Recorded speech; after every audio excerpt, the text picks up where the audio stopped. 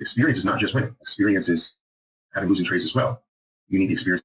You need the experience of having a hot winning streak. You need the experience of just being a break even in a frustrating period and not making much progress. You need all the experiences that shape who you're going to become as a trader. But you want to build that experience the right way, because you can build it the wrong way. Building the experience the wrong way deters your development, delays your development. All right? Just do our best to get the process right. Okay? To be true to our process. Let's not try to anticipate something by playing what's in our mind. Let's just wait for our plays to come to us. All right? Wait for things to come to us. Let's go, guys. Oh. I'm going to do my very best to point out things that I see for you.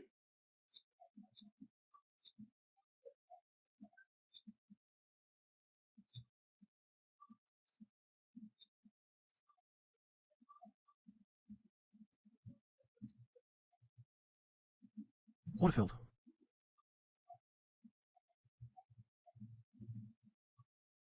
So far, not very, very much. But that's okay.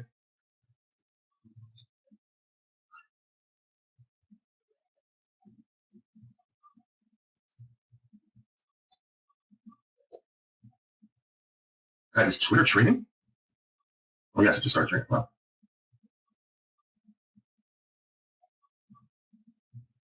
Let's see this power bar in JD. I'm just not convinced here. I'm not convinced with that. What?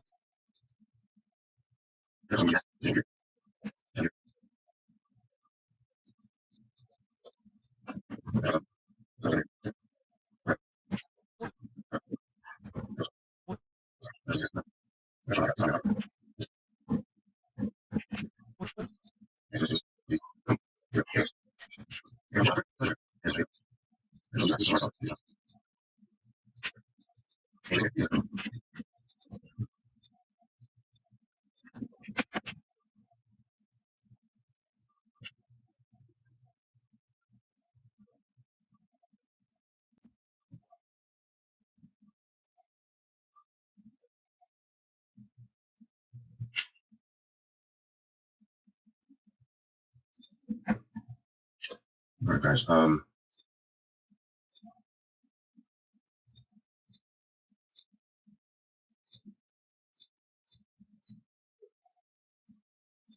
Let me just explain to you. Try to get this down here, right here, 171, and I did, but let me try to get this. Let me try to explain something to you here. I'm not really finding a tremendous amount here.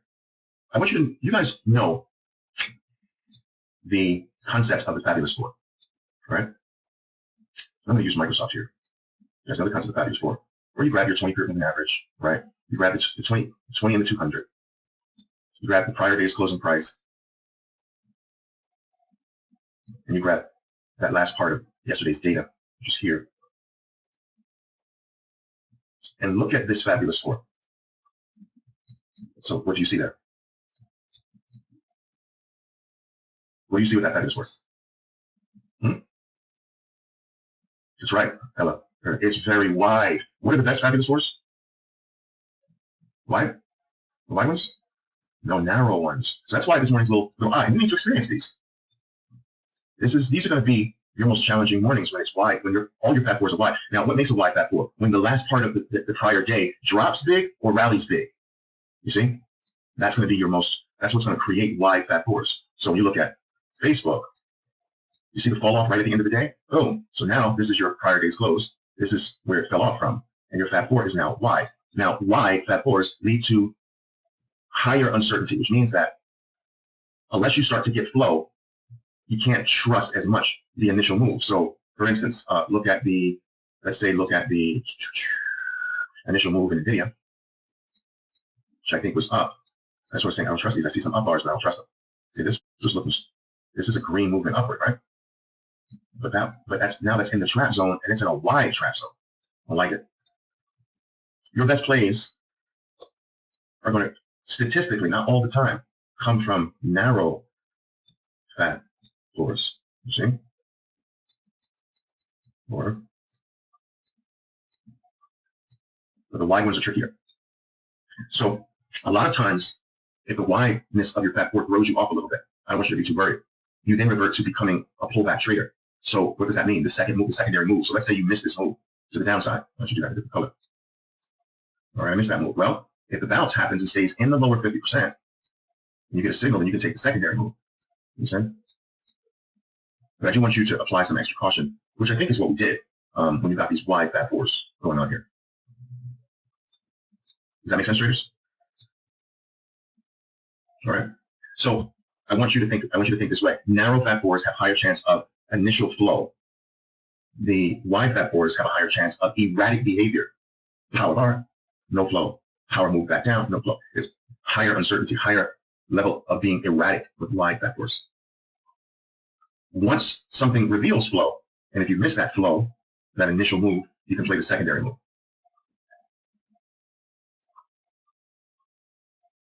But so you're in the trap zone of the trap zone. So look, this is the real trap zone, right? But then you got this and the swing. So you've got the trap zone of the trap zone. Does that make sense? Yeah.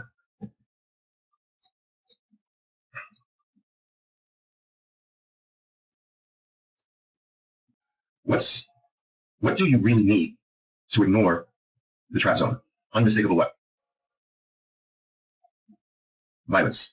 And do you think that 25 cents is unmistakable violence? For $60 stock almost? It's not small, but it's not unmistakable violence either. Right? No, it's not really a mistake. It's just, this is all about experience, right? So this is why we do this. This is why you do this every day, to gain these experiences. And they lead to you being better. Every experience should lead to you being better. Realizing something more, incorporating something more. Guys, you know I had that talk on Periscope today. This is why at 11 New York time. So if you guys can make it, I'd love you to be there. But this is why, if you can't, how can a person with a little bit of experience, a little bit of time in this game, gain all the necessary experiences to help prevent you from going down the wrong experience path, or to teach you the right ways to gain the proper experience if they haven't completed their experience? And it's impossible to do that in a small period of time today.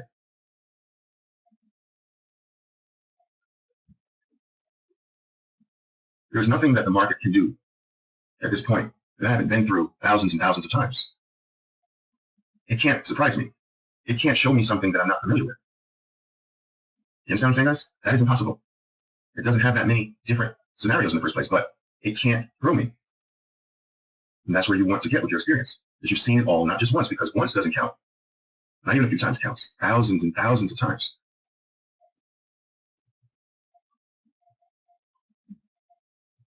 Can I move the stop at QCon because of time? Well, you have to have the specific plan. It should not be by feel. So what's your time bar count? You need a time bar count, right? So after this move up, you get 1, 2, 3, 4, 5, 6, 7, 8, 9. Yeah, you can. I say anywhere 8 to 12 bars. You pick the range you want, you can do that. But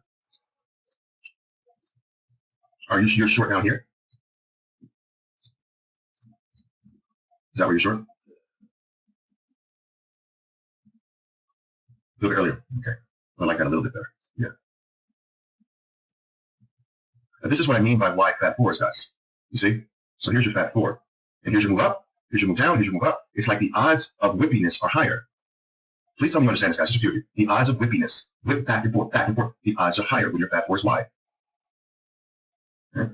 Now, that, quite frankly, Ryan was saying that my Baba was risky or aggressive to him, trying to get this long down here. All right. And in truth, in a way, but aggressiveness is always based on the amount of money you're willing to lose, not based on necessarily the play itself. The play is more good odds, medium odds, bad odds. That's what the play is. But the money that you're willing to risk determines whether it's aggressive or not. But anyway, so I'm trying to get this long here, but it's based on wideness, you see? And that's why. That would have been help as we came up into this area, because I'm playing against the trend. I'm not looking for halfway. I'm looking for 1/3. And there's the 1/3 move. That's called a scalp. A trade is half. A scalp is a third. That's my personal definition of that. That's not the original definition of a scalp. I'm trying to understand the professional industry. The definition of a scalp in the professional industry years ago was different. And there is no scalping in the traditional sense today, really. Maybe some algorithm scalp, but I think that's pretty much dead too today. What was the traditional scalping? Well, traditional scalping is what I used to do a lot back in the late 1980s, early 1990s, right? Guys, when I first started, the average spread on the NASDAQ was $4. The average spread in a stock was $4. You had some spreads $20. So the bid is 20, and the offer is 24, let's say. So if you want to buy right now, you buy at 24. If you want to sell right now, you sell at 20, leaving a $4 gap, right? So scalping was when we gained the ability to place our own orders back in the, especially the early 1990s, we began to gain our own ability to place our orders. And so the market maker was at 20 and 24. So I could come in and go 21 and 23. I could step in front of the market maker and scalp the market maker, scalp the middle. That's what scalping was in the traditional form. We were scalping the market makers. So then the market maker would say, hey, what are you doing, man? Eventually, in order to gain another edge against us, they would have to come inside of me. And then I would come inside of them again. And then they would come inside of me, and I would come inside of them. And so spreads moved this way until they are what they are today, which is this, a few pennies, 15 cents, 17 cents, 1 penny. But they used to be separated far. And so the market used to blame us for ruining the game because they had control of the spread until we were given the same control. And it was the beginning of spreads narrowing. Everyone fought for that middle scalp space. Does that make sense?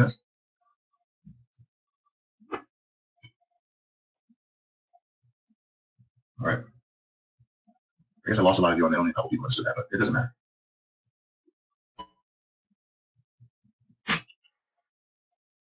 All right, guys, look. I want you to be careful here, okay? Just make sure, listen, this is what you do. When I say be careful, look, make sure that you are keeping position in mind. Make sure you're keeping event in mind. Make sure you can name what you're doing. I am doing a powerful elephant plus play. I am doing a bear 180 play. Make sure you can name it. And if you can name it, you're not going to go too far wrong. Now, make sure that in most cases, that event is in a good location. If you can take care of either those two things, make sure that you're not fighting the 20-period moving average unless you have wide space. If you keep these basic things in mind, you're not going to go too far wrong. All right? Nice. Nice. All right, guys, I've got to run now. A little quiet this morning, but you know why. A good experience. Why Fat Fours lead to that. All right, guys, I'll see some of you on the Periscope this morning, okay? 11 o'clock New York time. I hope you can make it. All right?